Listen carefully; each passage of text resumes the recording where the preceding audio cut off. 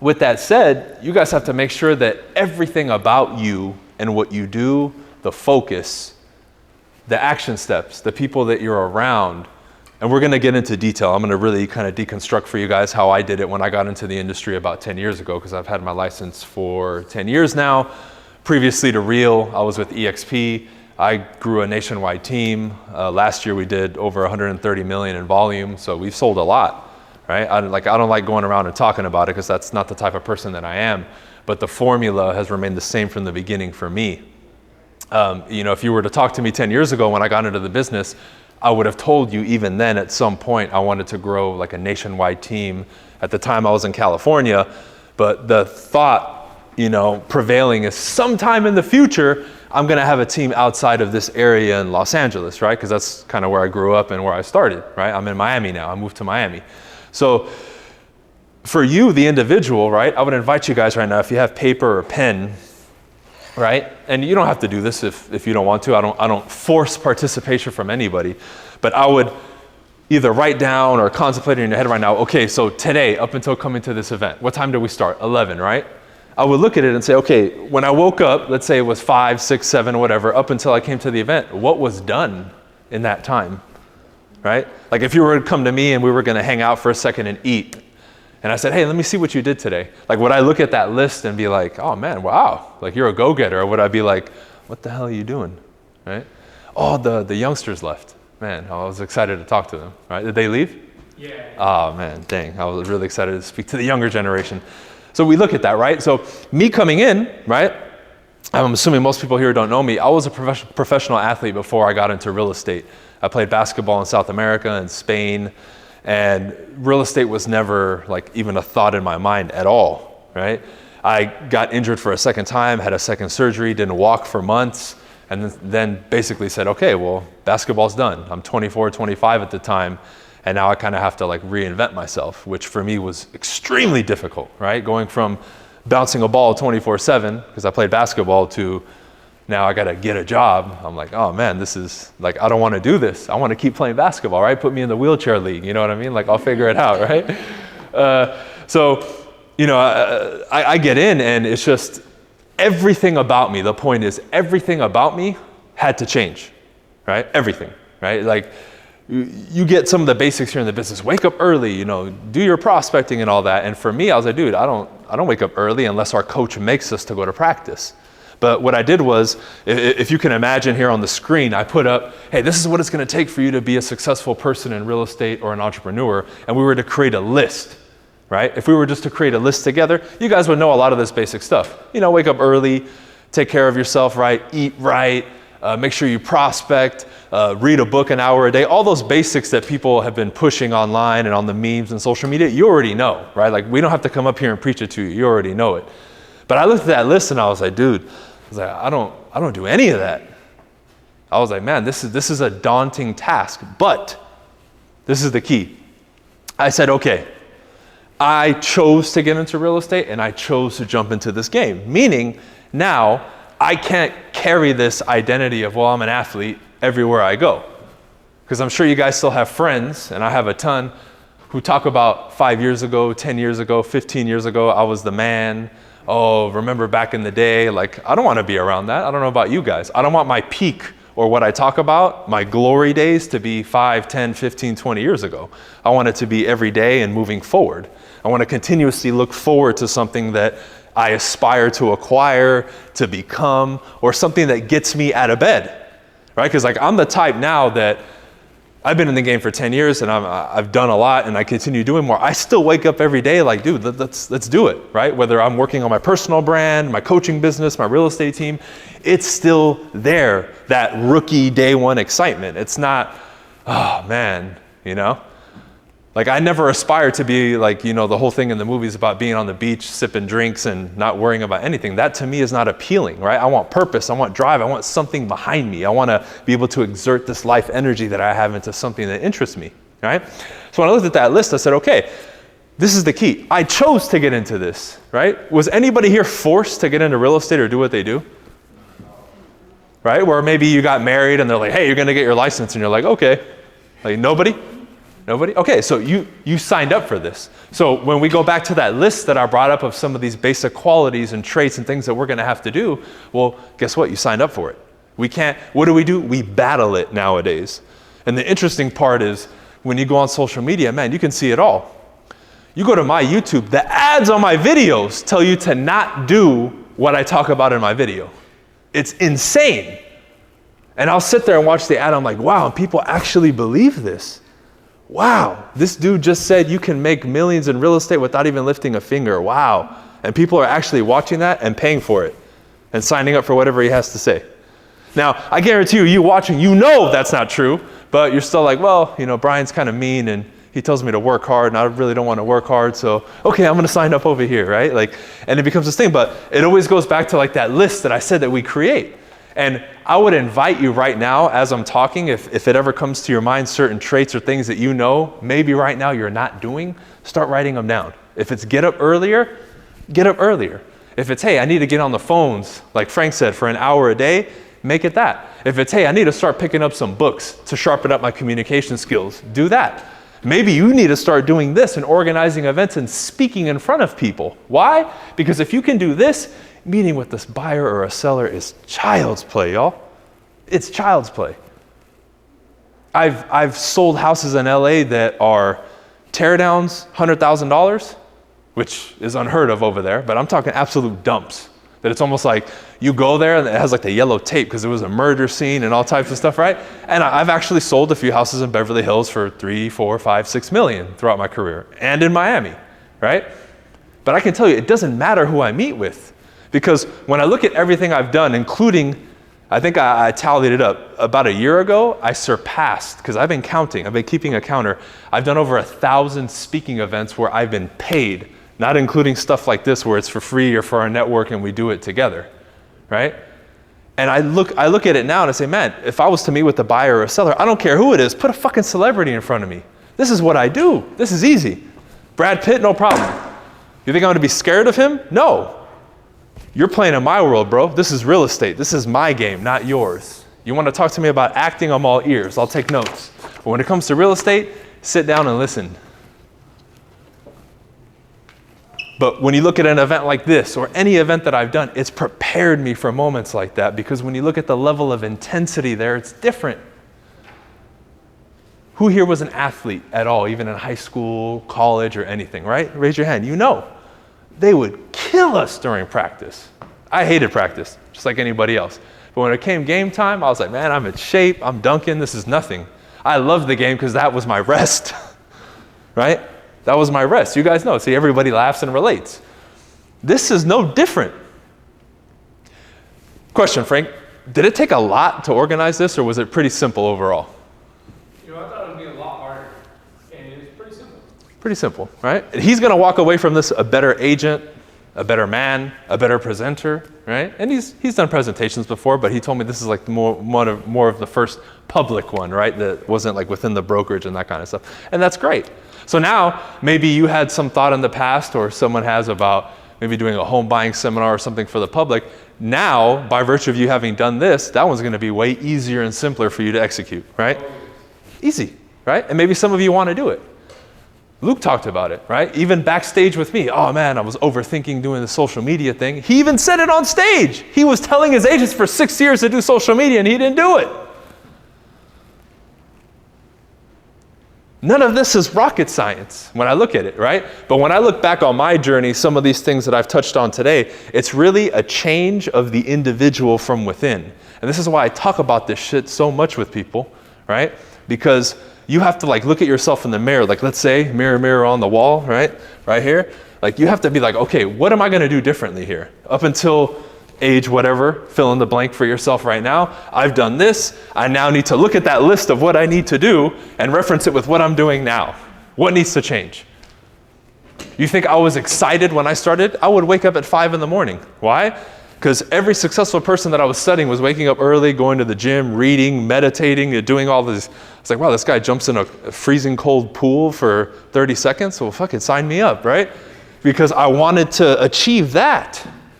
But what do? We'll stand on the outside and be like, well, I don't know. I like being warm in the morning, so I'm not going to do that. Well, 5, I'm just not a morning person. I need my coffee, right? You start, right? But that's a bunch of bullshit, right? How can we, wanting to become something or someone, critique the very thing that you know will get you there? We do that, right? We do that. We're not in the position to do it. Now, it's uncomfortable. I get it. I had to do the same thing. It's programmed in me now to wake up early, right? Like, I'll stay up late with people, and then I'm like kind of mad because I'm like, man, like I'm not gonna sleep in. I'm gonna go to sleep at 3 a.m, and I'm so wired to wake up early. By 6, I'll be up. And if I'm not up at 6, by 6:30, my cats are like, hey, we want to eat. I have 2 of the hairless cats, the Sphinx cats. They're great. They're like dogs. But damn, they want to eat every couple hours, and they fucking drive me crazy, right? And I don't have any kids yet, and I'm like, man, I don't know if I want kids, because sometimes I want to grab these cats and throw them. I don't want to do that with the child, you know what I mean? That's not fair to them. But you guys catch the drift, and there's a lot of things that I clashed with from these things that we're discussing, but I still did it. Because I remembered, I signed up for this, and for me to achieve this, which for me, my first year, my goal was make $200,000 in commission in real estate. That was my goal my first year, right? And we'll go over some of the things that I did and some things that I know will help you today, right? But that was the goal. Now, I would ask all of you, right? You don't have to say out loud, what was your goal getting in the first year? Because for me, to say 200,000 to a lot of people, some people laughed when I told them that. People are like, dude, you're crazy, right? Lower it, go for 50K. Like, what are you talking about? You're new, right? Like all the what I call the normie stuff gets thrown at you, right? Because you dare to say, well, no, I want to go for 200,000. Because when people would say that to me, I said, who are you to tell me I can't do it? Are you speaking from the position of having achieved it? And you're like, wait, I've achieved this and beyond, let me teach. No, it's always the random person, the person who doesn't even have the courage to get the license telling you that, right? So I said, okay, well, that's a bold ask.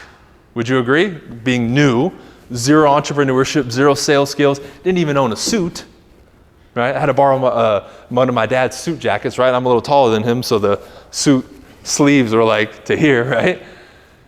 And I'm like, man, okay. So you look at that, okay, the ask is up here. From nothing, from zero to hero, 0 to 200,000, right? Well, you guys would agree, again, even if we don't know the science behind this, that what you give has to be in proportion to what you want to receive, right? So, okay, we're gonna do 200,000. What is it gonna take to get there? Let me give you guys a breakdown of my schedule of my first year. All right, many of you gonna be this hardcore, probably not, but I'll give it to you, okay? I would wake up at 5, and from 5 to about 7:30, 8 was all the stuff that I would do in the morning to prepare myself. Gym, right? I would do at least 45 minutes roughly of reading or some sort of educational material, right? My mornings up until 12 were media free, meaning no Instagram, no email, none of that. The only exception to that would be if I chose, like in Luke's case, to prepare a piece of content, that would be allotted in there. But other than that, I could not consume Instagram, Facebook, none of that. No email, no nothing. Even my vendors knew, don't contact this kid before 12 because he's not going to answer, unless it's like the house is burning down emergency, which was rare. I think I got like 1 call ever in like 2 years. I sat my vendors down, y'all, and said, hey, this is my schedule, and I want you to also hold me accountable to this. And I shared it with them. I sat down my vendors, I brought them all for a lunch and said, this is my plan. Vendors, I want to sell, 50 houses this year. And this is how I plan on getting there. I need your cooperation. Are you with me? And I went over everything with them, and everybody was about it. That strengthened our relationship with my vendors, but they're like, dude, they told me. And at that time I was new. I was like 6 months, like, dude, no one's ever done this with us. I was getting nothing but compliments from them. And in my mind, I was like, man, some of them, in my mind, I was like, I might lose some of these relationships because I'm asking too much. Again, you guys know the fear, right? Like you're gonna do something, you're like, oh man, what if it goes wrong? That's all you think about. You never think about the positive, really. It's always what's gonna go wrong. Better the relationships, right? So we did that. So that morning, that morning time, reading, exercise, basic stuff. So from 8 to 12, I'm on the phones or on the doors. I'm going after expireds, a lot of stuff that Frank talked about. I did that for 4 hours every single day. Now, I was a workhorse, again, no kids, none of that. So I was literally working 7 days a week. Do you have to do that? I wouldn't recommend it. It's probably gonna drive you crazy. But the competitor in me is like, I wanna get this thing. I wanna hit $200,000 so bad. Like that goal, this is how serious that goal was, y'all. You know when you you go in your car and you open up the vanity mirror? I taped a note card there with a couple goals, but that was one of them. So every time I lowered the vanity mirror, I would see $200,000 in 2013, which is when I got my license. When I woke up in the morning from my bed, I had a couple things literally taped to the ceiling of my apartment. So as soon as I woke up, I would see it. The background of my phone was one of my goals. When I go brush my teeth in the mirror in the bathroom, one of them was there, right? Visual cues is what I call it. Key word here, symbolism. Because I would pause my story right now and ask you guys, if I was to go to your house, or if I was to have a conversation with you, go in your car, spend some time with you, would you be able to point to me or identify symbolism that you have, pictures, whatever it is, visual cues, plants, something that represents something of that magnitude and importance to you in your life? Dream board. Absolutely. Right in front of you, you got prompter. Yeah, there you go. And that's a great thing to look at when you're making phone calls. It's right there in front of you, right? Now again, to some people this sounds corny. I get it all the time. Well, that's that self-help bullshit. It's like, dude, you need to see beyond it, because when you're out there knocking, let's say you're out knocking and today it's, 120 degrees. Is it pleasant to be out there door knocking? I've door knocked, I remember, I've door knocked in Florida, I've door knocked in LA. I've door knocked in LA when it was like 124 degrees. You think I wanted to be out there when I'm literally, and I'm wearing a full suit. I'm just sweating through it. You can see it because I wore like a suit color like that. And of course, when you sweat, you can see it. And I'm just a mess. I'm like, man, I'm just a puddle, right? It's almost like when your shoes are wet, it's like while I'm walking, right? But I was like, dude, what's my other option? But that 200,000, and that could be, again, doesn't have to be monetary for you guys. I wanted it so bad. I don't know if you guys understand what I'm saying when you want something that bad. I remember when you would do the goal setting stuff, a lot of people do it. They kind of look at other people's stuff. They're like, yeah, I want to make 100,000. But very few people actually really connect with what they want to achieve. And that's a point I wanted to make today speaking with you guys, because when that, and this is the stuff that you read about, like in Napoleon Hill's book, Think and Grow Rich, he talks about genuine desire and understanding of what you really want. And for a lot of people, they think about that in terms of money, right? Money's great, but that might not be what really pushes you every day. Maybe it's to, have a six-pack. I don't care what it is, right? But I ask individuals, and when I come speak to them, I say, do you have that connection with that, whatever it is for you? Because I do. And again, that's a constant evolution and it changes. For some people, they have a child, boom, suddenly their purpose is their children. I'm sure the parents in here can agree. There was probably a major shift when you had a child. Fantastic, but you've identified it. And you will, I ask people, they'll kill for their they'll do anything for their child, right? Okay, that's how you know that's super important to them. And that's their purpose, right? And I ask people, until you have that, it's very difficult for you to get up out of bed and do what it is that you need to do at the level that you need to do it day in and day out. It really is. And that's not just something I can talk up here and lecture you and give it to you. That's something you need to identify within you, right? And I come back to that a lot in some of these more what I consider basic lectures with people, because that's skipped. Oh yeah, I already did my goal sheet, right? And I want people to give me detail. That I do. That 200,000, I lose sleep over it, right? Every time I make a phone call, I'm thinking of 200,000. That's the type of story I want to hear from the person that I'm talking to when they talk about their goal or what it is that they want, right? Because for me, if let's say I learned from Luke and I took that strategy and I was like, oh man, that's a fantastic strategy. Boom, it's tied in with my goal now. So even if I feel like an idiot, even if I don't own a suit, even if I'm fumbling the gimbal and all that, I'm still going to do it, because that's how I literally I got to 123,000 my first year. I was short of my goal. And I tripped and stumbled, on the way there. There was a lot of things I did wrong my first year, a ton. But I showed up every day and did it because I wanted the 200,000 so bad. I remember being new at my Century 21 office in LA, going to the front and saying, excuse me, I have an announcement to make. You see this top 10 list? You're going to see me on this list by the end of the year. Thank you.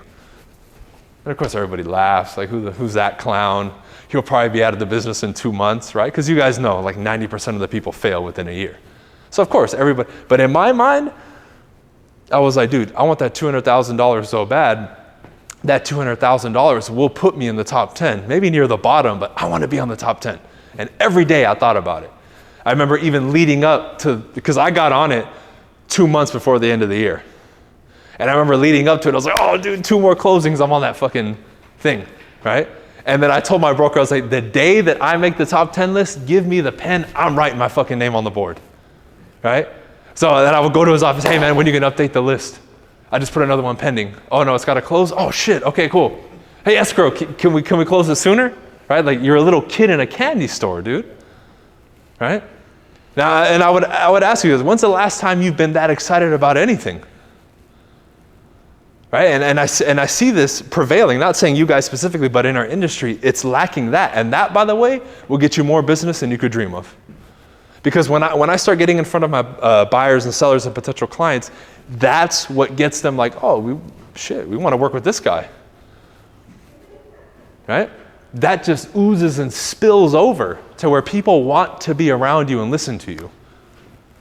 Because I'm sure you guys would agree to a degree, unless somebody reaches out to you, the real estate conversation for a lot of people, they're kind of like, Because what do they think? Oh, you're a realtor, you just want a commission, right? They already kind of have some of them that combative attitude. But when that's gone, they'll give you everything, right? They'll share their life story, they'll tell you what they really want to do, their true goals. You know how I know I started finding this out? Because I would go door to door and make a lot of phone calls, and before I was good, I was still a little rough. I stumbled over my words, didn't know my scripts that well, didn't really feel comfortable, and this is the key, comfortable in the conversation, right? And if you notice when I was role-playing with Frank, regardless of what you think about what he said, there's no denying that he sounds comfortable and natural saying that, right?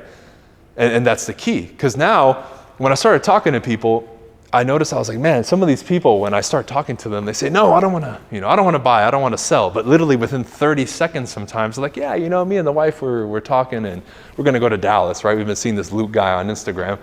I'm like, what the hell, bro? Like 30 seconds ago, you said you weren't going to move ever. That they were going to take you out in a casket. Now you're moving to Dallas? What? But I found out, I was like, man, when you initiate a conversation with somebody, especially a cold conversation, you have that wall that you got to get through, right? Of course, it's normal, right? Fight or flight for a lot of people gets kicked up. And you guys have to understand that we're coming out of a period of years in most of the country where don't talk to people, don't touch anything, right? So it's almost like we want to communicate less, right? Because I remember going door to door in California before I moved, and when I would knock, contrary to what people think, they're like, oh my God, a human being, let me talk to you. And I would have to pry myself away from people to keep door knocking. I was like, man, these people are socially starved right now. It's crazy, right? But I started noticing, I was like, man, the better I'm getting at this, the more real I'm getting from people, because that wall is melting away quicker. Well, how was that occurring? Well, from the repetitions and the studying and all the reps that I was doing every day, because when I started, y'all, my minimum standard was 50 contacts a day. 50. Means I have to have 50 conversations with adults every day and discuss real estate. Whether they tell me yes or no, doesn't matter. Whether they cuss me out, like Luke was talking about, right? Which, thinking back now, I actually enjoyed when people did that to a degree, right? I was like, man, if I'm not getting cussed out and getting negative energy from people, I'm not doing it enough, right?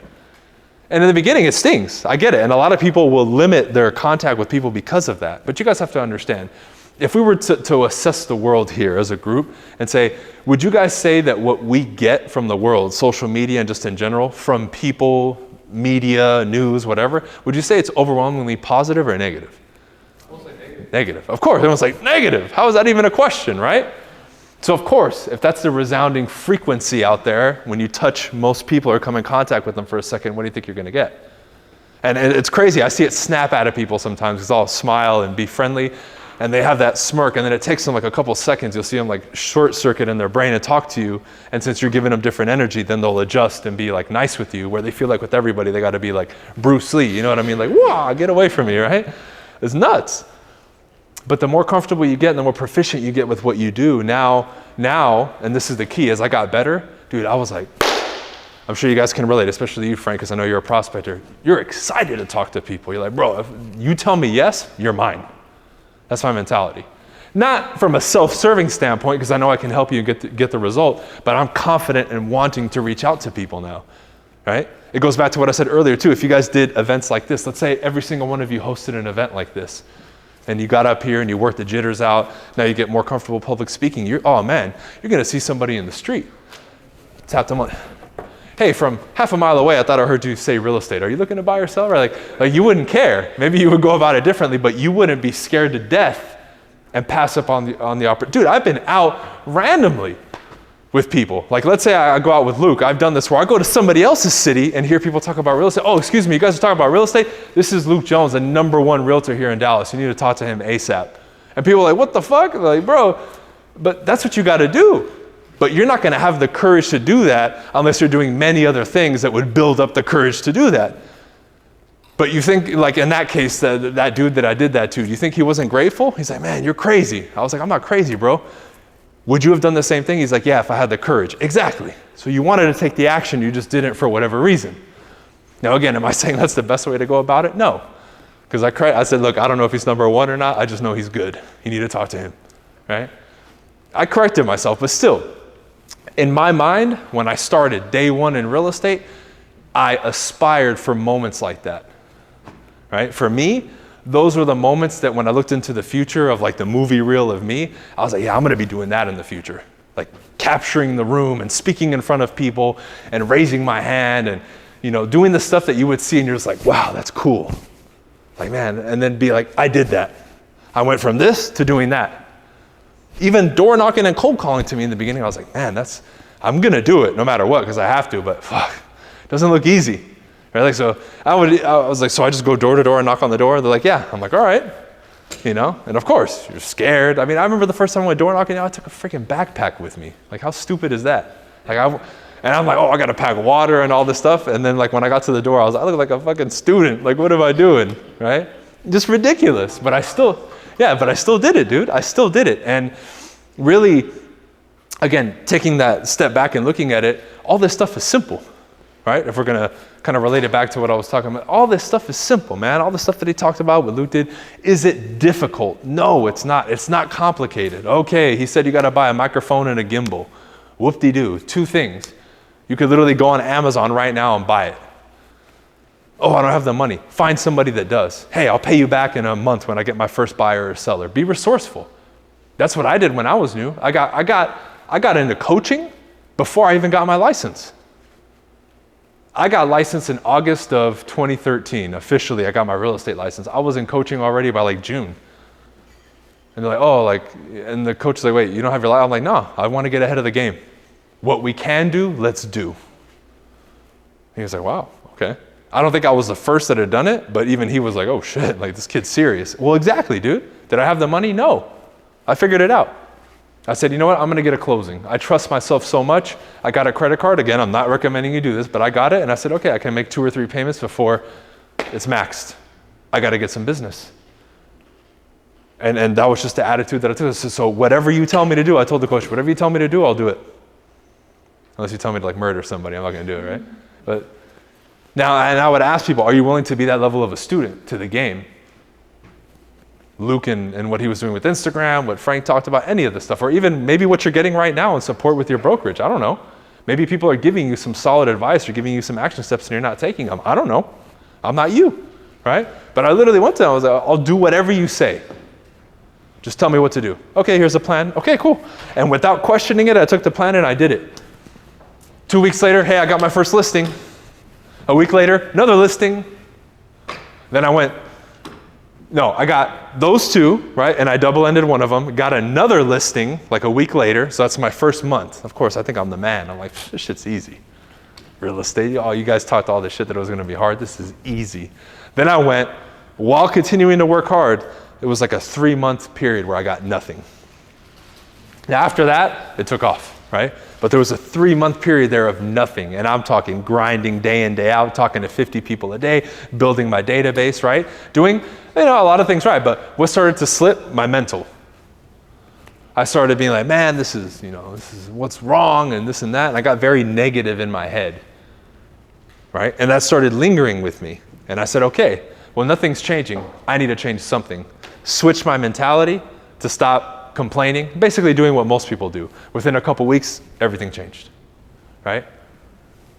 I stopped complaining about the market or the other people. I started looking at myself and saying, okay, can I sharpen up my skills? I started looking at me first versus just, no, well, they're crazy. Oh, he told me no. Well, he listed with somebody else, right? And we start getting into that whole, well, there's too much competition, right? Well, this company, that, like, you start saying ridiculous things. And a lot of times nobody else hears it but you, but that's the worst because that recorder is always going on in your mind, right? Like if I was to ask you guys, if in the 24-hour period, the conversations that you have with yourself in your mind, we got a megaphone, right, and the whole world heard what you said about yourself, how would you feel? I would feel damn proud. Some people would probably think I'm crazy for sure. You probably already think that now, right? But like, I would be proud. You know, if someone questioned it, well, I'd be like, yeah, of course I'm gonna think highly of myself. It's my own thoughts. What, are you gonna govern my own thoughts? Like, there's no limit to that. So if I'm gonna speak positively about myself, what do you think that's gonna do or impact me when I come on stage to speak? You think I'm gonna be scared? No, I'm gonna be fired up. Let's go. Versus most people's, you're gonna hear, oh, you can't do that. What are you doing? Well, your mom's right. You're never gonna be a good realtor. Like all that stuff, dude, it's crazy. That's what I started changing. And just identifying with basic logic a lot of things. Love my parents, right? They were giving me real estate advice and I erroneously was listening to them. Until I said, okay, let's think about this thing logically. My parents fucking barely speak English. The fuck do they know about real estate, right? Like, let's stop. I can't be looking at my coach and then looking at my mom and dad and be like, they're on an even playing field with this advice. Whose advice should I take? It just doesn't make sense, right? But again, I wasn't taught to do that. I don't know about you. And a lot of times this basic logic, we don't apply it to these things. Oh, you know, you can't door knock and cold call. Everybody's going to tell you no. It's like, dude, you've never picked up the phone a day in your life. What do you mean? Well, you know, that's what everyone, you know, everyone knows that. Really? Everybody knows that? And I realized, man, like everything and everyone is trying to work against you with these basic little concepts and little things that they say. It's nuts. So what did I do? I sold my role. I shrunk that circle and people that I was in contact with on a daily basis because you need to do that immediately, unless you're around, this is what I call it. Do people around you speak life into you? Or do they take it away from you? The people I'm around and spend time with speak life into me and I speak life into them, and it's reciprocal. They don't drain or take anything away from me, right? And that's a tough pill for a lot of people to swallow because you'll realize, damn, my best friend drains the life out of me, right? It's going to be up to you to do something about that. I can't tell you what to do. But that was a change I made immediately that just shifted everything for me. Because you don't realize how much of the energy and those thoughts and even their mannerisms you carry with you. It's nuts. Like I'm sure many of you have had a moment where maybe, I don't know, somebody cut you off in traffic and then you said or did something that your dad would do back in the day, right? Because, you know, we observe, right? That's what kids do, right? They observe you and then they start, you know, like you yell at somebody and they're like, yeah, you know, like they do as you do. We do the same thing and it's so programmed in you, you don't even realize it. So if you're spending time with your best friend and they're sucking the life out of you, you're probably doing that to other people. Or you have no life left, but again, they've sucked it out of you for so long, you have no idea, right? Your facial expressions, everything will be similar. Right? If you're now trying to get in this mood of talking to people and being more open and social and they're antisocial, well, guess what? You're being pulled two different ways. You need to get around the people who talk more, who force you to do an event like this. You can tell them on our leadership meetings, I've been on their asses about doing these events. I'm like, so where are those dates? Let's go. Let's get this thing started, right? Because I kind of am governing. I don't even want to say I'm the leader because this is a joint thing in our community, but I'm in a way spearheading this thing because I've done stuff like this for years and they're plugging in now and they're starting to do it. But I'm holding them accountable and be like, hey, let's do it. I'll shoot them a text. Hey, where's an update, right? Like that's who you want around you. And a lot of times you're going to have to go on hunt to find those people, right? I had to. That was the best benefit that I got from joining the coaching. It wasn't the information I was getting. It was the people that I met and the connections that I made. By far, I'm friends with some of them to this day, 10 years later, and they're checking in on me. Hey, you making your calls? You doing this? One thing I wanted to add, yeah. A lot of stuff that you're talking about resonates with me. Yeah. When I first got into real estate, I wanted to hit six figures. I didn't know too many people where I come from hitting six figures. Yeah. People laughed at me. Right? You need to go get a normal job, a safe job. And when I got into coaching, I think about that time I was doing a doing over 200,000. But when I Nice. went into coaching, I started surrounding myself with people doing $1 million, $2 million, $4 million. And I was like, man, I'm not doing anything. Yeah. Those people inspired me, like you said, Yep. bring you up. Of course. Just like yourself, like-minded people. 100%, man. And like, again, when I looked around me before I went on that hunt, there was nobody around me doing millions and exhibiting a lot of these qualities that I told you guys about. Which is why initially I started a mastermind when I started by myself. And I said, hey, let me try to find some people on social media. But now it didn't work out, right? But in my mind, I was like, man, I need to create this thing then, right? And even now within a couple of my coaching programs, because I have a ton of them, I wanted to create that environment and community that I knew people can tap into. And that's really key here, right? So if you can't find it, you got to create it. But I was willing to do it. And I created a ton of masterminds before I finally decided to go the route that I went, right? But that's what it takes if you want to hold yourself to that standard, achieve all these things, and do all these things that they even just discussed today. Because the average realtor isn't going to get up and do everything they talked about today. Just, oh, okay, yeah, I'm going to do it. I was even talking with Luke about it. You could give it to people on a silver platter, and like 1 out of 100 will actually apply it. It's crazy. Same thing with social media. Like, I exploded on social media. The opposite of Luke. I didn't have any plan. I didn't care. I was just putting stuff out because I wanted to put stuff out, and it exploded. Maybe because I was just being real raw and authentic with people about my journey and what I was doing. But it worked. But one thing that I did that he brought up, I was more consistent than anybody else. Every day, right? I would have people message me from my database, man, I can't open up a social media app without seeing you. And I said, I'm doing my job, right? That was my response to that. I go on Facebook, I see you. I go on Instagram, I see you. I go on YouTube, I see you. I go outside, I see you knocking in the neighborhood. Yep, I got you online and in person, right?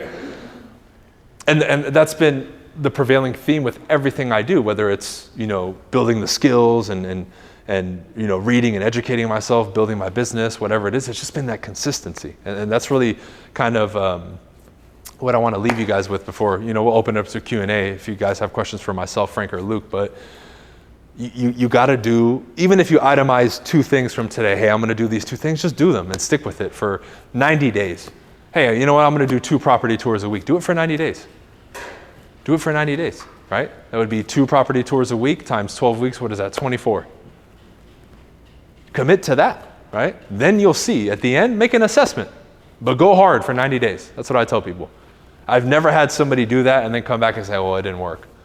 They're like, oh man, I got 4 more deals. Normally I do 1 deal a month. I actually got 4 more in those 3 months, right? Something's going to happen, but again, it's going to be different for all of you, right? Maybe some of you don't want to do social media. That's fine.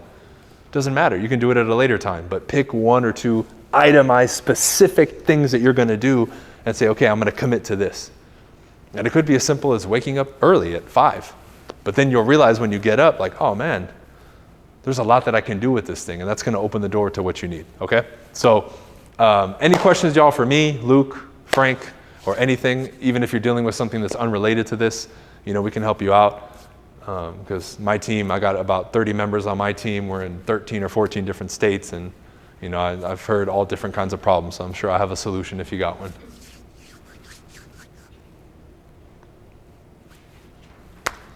Speak now or forever hold your peace. I have a question. So I'm brand new, and I got my license 2 weeks ago. Cool. So any first steps that you would recommend taking, as a brand new agent, what do you? Yeah, I think a lot of stuff, especially that Frank covered today, is real simple. Just off the top of my head, I would for sure create some sort of bona fide schedule that you're going to follow as many days as the week that you're going to work, right? Whatever you elect, 3 days, 4 days, 5 days, 6 days, whatever it is. Itemize a few key tasks that you're going to do, like prospecting, how you're going to go about it, identifying the lead sources, like you said, and just getting to work. Because the way the industry is, especially when you're new, the beauty of it is if you get out there and hustle, the questions will come up, right? Like, come to me and tell me, I got somebody who's interested, how do I convert them? Okay, I can help you. Versus us just talking theory, That's the simplest thing I can recommend. Because, I'm sure you guys can find a bunch of stuff online now too with like a business plan, like a mock business plan kind of formula where it's like you just fill in the blank. How much GCI do I want to do this year? How many days am I going to work, right? Like all that stuff, all those templates are out there now. Just fill that out and then just start working, because when the questions come, you can reach out to us and we can address it. And then it's a specific question that we can help you with, right? Like the antithesis of that would be like an agent telling me, hey man, I'm going through the process of getting my license or not licensed. What's a good gift to buy a client in closing if it's a buyer? I'm like, dude, you didn't have your license yet. But what do? They go on the fucking rabbit hole of YouTube and start watching a bunch of pointless videos that don't have any reference to where they're at, but they're being productive because they're watching YouTube videos, But I've seen that and we laugh, but I get a lot of that. And I'm like, man, this isn't a movie, bro. Like, you got to get to work. Like, chill. If anything, I say work on your sales skills, because then by the time you get your license, you can actually talk to people. You'll be more proficient, right? But the main point is you got to be talking to a lot of people every day, right? You are the brand, right? You couldn't go anywhere, even now in Miami. And I've only been in Miami 2 years. Or the areas that I worked in LA, where if we went to the stores that I would go to, the gym, that somebody wouldn't come up to me and say hi, or you would notice it like, damn, he knows a lot of people. Even now at the gym. I invited my friend to come work out with me, like 3 people came up to me at the gym, oh man, yeah, I've seen your stuff online and da-da-da. And I was like, you see, right? It's not a brag thing, I'm pushing my brand. People know me. I want that, right? So you gotta be talking to a lot of people every day. And if that's not, people say, well, that's not me. You gotta morph, you gotta evolve. Right? Because it's not normal for human beings to be scared to interact with each other. We can be cautious because you don't know, but we shouldn't be scared, especially if we have a service or something to offer, to open up a conversation with somebody in today's society and just ask them, right? How many contacts do you think a newer agent should be reaching out to on a daily basis? I would say minimum 30 if you want to build a big business, right? If someone comes to me, hey Bryan, I'm part-time, I just want to sell a couple houses a year, I'll say, yeah, if you talk to probably 5-10 people a day, you can do that. But if you want to be doing 20, 30, 40, 50 transactions, grow a business, build that pipeline, build your database to where it feeds you and you have like a monster of a business that makes you really good money, you got to be talking to a lot. And the beauty of it is the more you do up front, the less you have to do later. I killed myself for 2 or 3 years doing that, but then I had a database of like 3,000 something people. I was already doing 70, 80 transactions. I started building out my team. Now the game changed. So if somebody said, were those 2 or 3 years of grinding worth it? I was like, hell yeah. It's tough, because in the moment you're like, I'm working 12-hour, 14-hour days, right? But the payoff is always there, but you got to do it consistently, But the name of the game is to talk to people, right? Or, in Luke's case, you have the world watching you. My recommendation would be to do both. Yeah. Because when you guys go out and you talk to people, like especially if you do, like again, commit to 90 days. I'm gonna go door to door every day and I'm gonna make calls. You will build so much resilience and skill in those 90 days that you'll never learn doing anything else. I've told people, in my eyes, like going door to door and cold calling and doing like cold prospecting is like the most impactful self-help you can do on this planet, because it forces you to confront yourself. Like if you have any insecurities, they're going to be exposed when you go door to door and make phone calls and talk to people, right? Because they're screaming at you. Like let's say you don't like your nose and you talk to somebody, you're like, let's say I'm talking to Luke, oh shit, he's looking at my nose, huh? Like that's how you're thinking, right? But after you talk to 100 people, you're like, nobody cares about my fucking nose, right? But you're not going to have that click until you actually do it. And finding individuals I've noticed who socially are 100% comfortable, is so rare. It's so rare. But see, that gives you a superpower when you meet with buyers or sellers, because every other realtor is tight, nervous, tense, and you're just smooth as silk with people. And I always emphasize this to buyers and sellers. I'll say with me, for sure, with me or my team members, for sure, it will be the smoothest experience and the least stressful and hassle, for sure.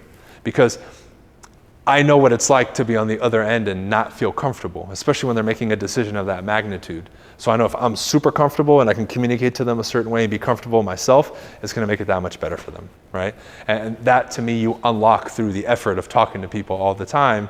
So now, when you meet with the Mr. Buyer and Seller here, and their conversation number 6,533, it's easy, right? Same thing with you guys got to practice a lot, like role playing.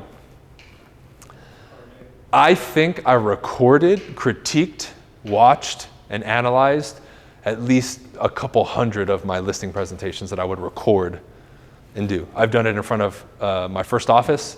On a Friday meeting, I asked if I could do a listing presentation in front of everybody of like 80 agents. I did it. Like, I was always putting myself to the test. Because then again, imagine doing a listing presentation even in front of this group where we sit down and you do your presentation, right? Now when you just meet with the seller, it's going to be easy because you're like, oh, I don't have people watching me anymore. This is easy, right? But it's the same analogy I gave you earlier about making practice hard and the game is easy. It's the same thing. So, you know, an agent will come to me and say, well, I don't follow any presentation. I never practice. Well, of course the listing is going to be hard then. It's the only one you've done in the last 6 months. But if you've done 100, you're going to be a lot better, right? It's just one of those things. But again, no one's going to, and this is the crazy part about real estate, because you're an entrepreneur, nobody's going to be checking in on you, right? Even your broker, right? Your broker, they're not obligated to do that. You're technically an independent contractor. You're not even their employee, so they don't owe you anything. And they're liable for your mistakes, right? Because let's say I work under Luke and he's the broker. If I mess up, they don't sue me, they sue him, right? And a lot of people forget that. So we have to be self-accountable. Yeah, accountability is great. Let's say me and Frank do this accountability thing, but what's senior to that is self-accountability. You need to hold yourself accountable. You can't expect them. If we go to the gym and we're accountability partners, well, Frank's not going today, so I'm not going to the gym. No, dude, you still go. You still go, right? But again, you have to hold yourself accountable, and nobody really knows to the extent that you do except for you. This is why I tell people I sleep peacefully every night, because I don't have those demons rolling around in my head that you should be doing this, you should be doing that. I sleep like a baby, right? I think I sleep like deeper than my cats do. And I look at my cats like, damn, that's some good sleep. I think I sleep better than them, right? Because I don't have these things weighing on me. Like, you guys know exactly what I'm talking about, because I've had many restless nights. Handle that stuff. But when you're working your ass off, when you're doing what you're supposed to do, right? And you know that you're doing it, you sleep very good. You might not be where you're at yet, you might not have the money, but you sleep peacefully. And then you wake up the next day and you hit it again, right? And that to me is what feeds your fulfillment as a human being more than anything else, because you know that you're doing what you're supposed to do and giving it your all towards whatever it is that you want to achieve. The vehicle in this example happens to be real estate, but we all have different goals, whether they're monetary, right, financial, non-financial, whatever it is. But when you're working at it every day, your psyche knows it. I said I was going to do this and I'm doing it, right? That will give you more fulfillment and happiness than anything else, right? Because when you stagnate as a human being, you start to suffer, right? And a lot of these things cause stagnation.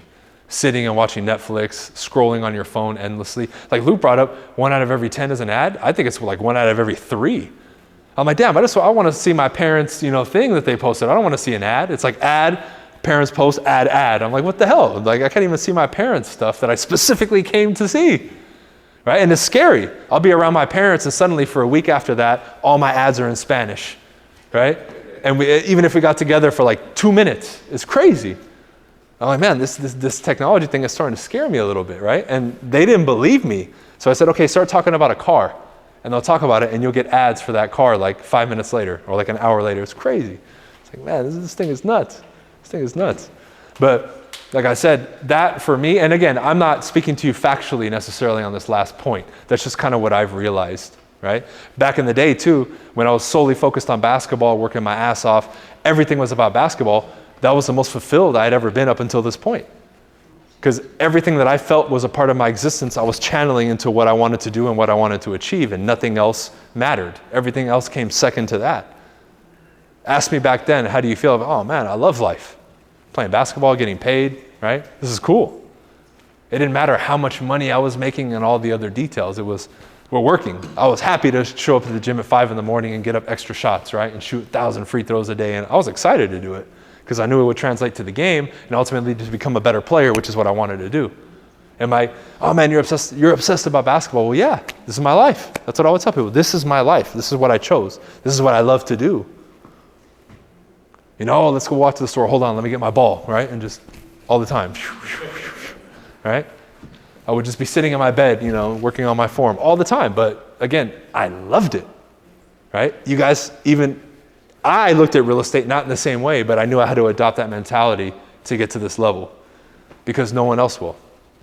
Most people in this industry are looking to do the bare minimum and get paid the most. not know anything about anything, but show up and get the 6 or 7% commission. It's like, dude, it's not going to happen. It's nuts. It really is. Right? But that's better for you guys because when you put in the work and you're more intentional about it, you get the result. Right? Like, let's say you took 5 people who DM'd you, Luke, in real estate, and you told them exactly what to do. Do you think any of them would actually do it for a sustained period of time? I haven't had a lot to add. There you go. Or, well, I made a video, it didn't go viral, bro, so I stopped. Weirdly enough, I had a young lady hit me from Austin, Texas. I told her what to do, had a coaching call with her, told her what to do. She literally texted me the next day, I did what you said, only 100 people saw my post. That's the mentality of realtors nowadays. They think that it's instantaneous. Yeah. No, it's doing, I read this book called The Slight Edge, right? Yeah. So in The Slight Edge, they talk about doing these small incremental steps every single day that eventually get you to your final goal. So to give you an example, if you were to go to the gym today, you're not going to wake up tomorrow with a 6-pack, right? And on the other end of that spectrum, if you don't go to the gym today, you're not going to wake up overweight. Right? Yeah. But if you continuously go to the gym every single day, day in and day out, eventually you will have that 6-pack. Yeah. And it works the opposite way as well. If you Of course, yeah. go to the gym, Yeah. For years of time, you're going to grow these love handles that I'm trying to get rid of. Yeah. So, and that's what I had to explain to her. So it's been about 3 months now. Yeah. Her views have gotten up to like 2,000 every time she posts. Nice. But more than just the views, she actually got the first person that reached out to her. Yeah. But the consistency is key. Yeah. But a lot of realtors are not taking, the advantage of being consistent. I tell my kids all the time, everything works if you freaking work it. Yeah. Prospecting works. If you get up every morning and you prospect, it freaking works. Yep. But what happens is you get into your head and you get to the point where you've allowed, like you said, that negative self-talk to tell you that, hey, I don't have value to offer. Yeah. And once you tell yourself that, you literally, I don't believe anybody before I believe myself. Yeah. Right? So everything I tell myself, I believe. You Yeah. know? And that's the problem, that we have run into, so you have to correct 100%. that mindset, to make it work. All that work I was talking to you guys, I only did 13 transactions my first year. Now for a new agent, that's a lot, but you guys heard that level of effort that I put in. But second year, 29, third year, 39, right? And it kept like doubled and then it went up. And then by the third year, I already grew my team and then we surpassed 50 and then we just kept going up after that. I think last year with that 130 million in volume, I lost count. I think it was like 296 transactions that we did as a team or something like that, right? And every year it went up, right? But now at 296, with my team members, they weren't working 16-hour days like I did, right? Because I taught them, right? So there's a difference there. But for me to build that brand and everything up until that point, there was that 2 or 3 year pain period of me busting my ass every day and doing 50 contacts, right? And they still had their periods too. Like when I bring on a new agent, I kind of take them through boot camp and I make them work hard just to at least get a feel for what that is. Then we specifically get into their market and what they're doing, add social media and all that stuff. I also give them referrals. It gets a little easier, but I still make sure everybody goes through that period of at least, 3 to 6 months of putting their nose to the grindstone to understand what it takes to build momentum. Because once they do, it clicks. Like, oh, okay. Yeah, I didn't get anything for 2 or 3 months, but now we're getting it. Now we're getting the views. Now I'm getting the customers. Well, there you go, right? And it's important that you guys along the way make sure, and Frank really brought this up, build your database, right? That's something I neglected my first probably 30 days because I was so hungry for a deal. It was okay, if you don't want to buy or sell in the next week, you don't exist to me, which is cool when you're hunting, but man, I lost count of how many people's information I didn't get who would willingly want to give it to me. Oh yeah, call me. It's like, dude, a couple months, forget it, right? Like I want a deal now, right? Like I remember, I literally almost told people that because my mind was just get a deal now. Build a database, right? I've lost count of how many people, even they mentioned, will call me 2 years later, ready to sell. Email me a couple months later, ready to sell, ready to buy. I have lost count. I really have. And one of my biggest deals actually was an agent referral because you brought that up too. Young lady that followed me from Indiana knew somebody who lived in Chicago. This girl from Indiana sold that person in Chicago's mom's house in Indiana, He reached out to her, the guy in Chicago reached out to the lady who followed me in Indiana and said, I'm moving to Southern California, I need to buy a house. She contacted me. Dude ended up, I guess he owned an alcohol brand, he made a lot of money. I sold him a $5 million house in Orange County in California. Why? Because I was consistent on YouTube. That's how I got that one. And at the time, I didn't have a huge following. This is years ago. This is 8 years ago. I think I had maybe a couple thousand followers on YouTube, right? I'm at 200,000 on YouTube. The first 2 years, I didn't have 1,000, and then it exploded after that. And I was doing consistent stuff, but I wasn't complaining, I don't have any followers. Because I would still go places and people knew me. It wasn't about, that's why I love that Luke brought up, it's not about the followers and likes and all that stuff. I could care less about that, right? I really could. Is it bringing in agent relationships? Is it bringing you customers? That's the importance, because I think I tracked it last year in referrals. I think we sent out, I think it was 41 referrals that closed last year, my team nationwide, and then we received, I think it was 53 or 54 that closed referrals. Now I don't talk about it. I'm not showing, look, we made so much money, but that's what's happening. So it's literally one a week through my channels, right? It's pretty cool. And it's just so automatic now. They'll reach out, boom. Family follows me from New Jersey, contacted me on Instagram. Hey, you're gonna work with Ronnie on my team who's in Jersey. Boom, there you go. Or hey, moving to Huntsville, great. I got Frank, boom. And they'll send it to me too. Hey, you got team members in Georgia, right? Yeah, I got them. Okay, we're gonna send you a referral. Okay, boom, group text, like he said, connect them, done, right? But that consistency, and then this is the key, and then I'll stop because I know I'll just keep fucking talking forever. The consistency, if you guys want to further cement that in your mind, this is the way you need to think about consistency, right? Let's say I'm a realtor and I'm putting stuff on Facebook and YouTube and Instagram. Does the public or anybody outside of our professional industry have access to really know if you're selling a lot of homes or not? You could say they could search you up on Zillow and all, but we all know, I never reported my shit to Zillow, so I never liked them, right? I never supported them. But they really don't know. They're gonna go based on their perception of you, correct? So when we talk about communication, which is posting on social media, videos, pictures, that's just, it's a form of communication. When my communication is consistent, right? Is that a positive or a negative? Positive. It's a positive, it's a net positive. If I post every day, then suddenly I disappear for 2 weeks, what's your immediate thought, positive or negative? Negative. So when you post consistently, that automatically fills that part in the brain to assume that you're doing well. And I get this testimony from people. They're like, dude, I haven't even sold the house yet, but because I've been consistent on social media, people are reaching out. Like, oh man, you're on it. They're not saying that they're selling a lot of homes, but they're like, they support what they're doing. And they're looking at them like, wow, okay, Luke's the real deal. He's posting every day. And in my mind, I was like, man, that makes it even infinitely easier to be consistent. Because I don't even have the result yet, but people are already assuming that I'm doing well. What easier way to self-promote than that? So even if I thought about not doing it, I was like, nope. Because what if I lose that person who's watching me, right? It's another measure of accountability for yourself. Plus, I want my communication to be net positive all the time, right? Same thing with what comes out of your mouth. We know that the thoughts in our mind, nobody else hears, so you can get away with being negative with yourself, right? But when I speak to people, it has to be a net positive. I don't want to speak, negatively about people. That's one thing I'll leave you guys with. I made a pact to myself that I'm not going to badmouth people ever, and I don't. And you can ask the people close to me, when do you ever hear me just talking shit about people? I never do that. Gossip, any of that. You need to remove that, right? Because that will always be attached to you if you do it. Other people are going to do it to you, and it's going to come back to you, for sure. Even if it's an enemy of mine or somebody who openly talks bad about me, I don't care. Why would I talk bad about them? It doesn't change anything. You're better off if they're a competitor in your market, just beating them out because you're better than them. That's your talking.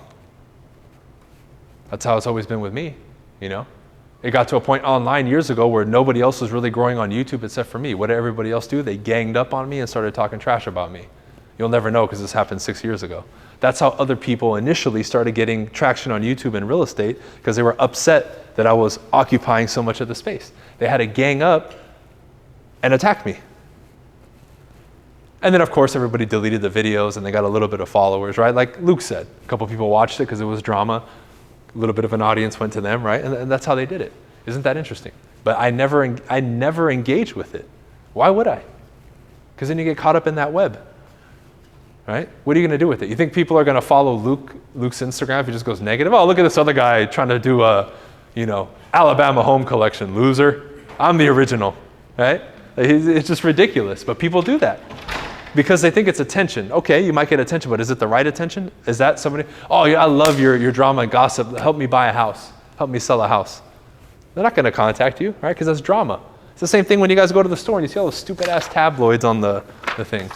Oh my God, Brad and so-and-so are going to break up. Oh my God, really? That's not the game that you're in. You're not a tabloid, right? You're here to inspire people to buy a home, demonstrate that you're a professional to sell their home. That's what you need to portray in what you do, right? So when you look at like Luke's Dallas home collection, you can't help but be in awe. The music, the editing.